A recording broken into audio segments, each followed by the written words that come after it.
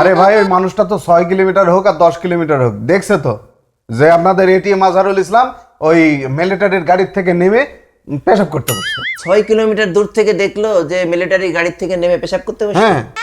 ও আচ্ছা আচ্ছা, আর আর কি কি হইলো ভাই? আর একজন দেখছে 3 কিলোমিটার দূর থেকে যে মিলিটারির সঙ্গে ঘোরাফেরা করতেছে। আর একজন 1.5 কিলোমিটার দূর থেকে দেখছে যে মিলিটারির গাড়ির মধ্যে সে বসে আছে। ভাই আমার একটা জিনিস বলেন তো। বলেন।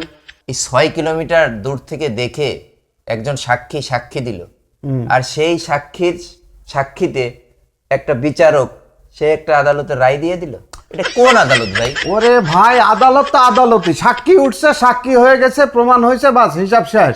সে 10 কিলোমিটার দূর থেকে দেখ আর 25 কিলোমিটার দূর থেকে দেখুক, আর মানুষের একটা চোখের ভ্যালু আছে না?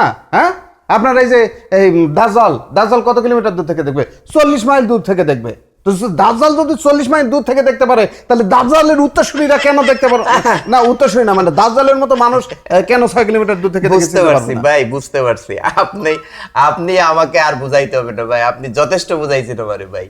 আমি বুঝতে পারছি ভাই। এটা নিয়ে আপনি বুঝতে পারছেন, ঠিক আছে, কিন্তু হাসতেছেন কেন রে ভাই? না ভাই, আমি আবার হাসতেছে। হাসতেছে। আপনারা আসলে জামাত শিবিরের লোকজন খুব ব্যাকা, বুঝছেন? আপনাদের মিয়া ধরে ধরে ঢুকানো দরকার। আপা চলে গেছে, নাইলে দেখাইতাম মিয়া আপনাকে।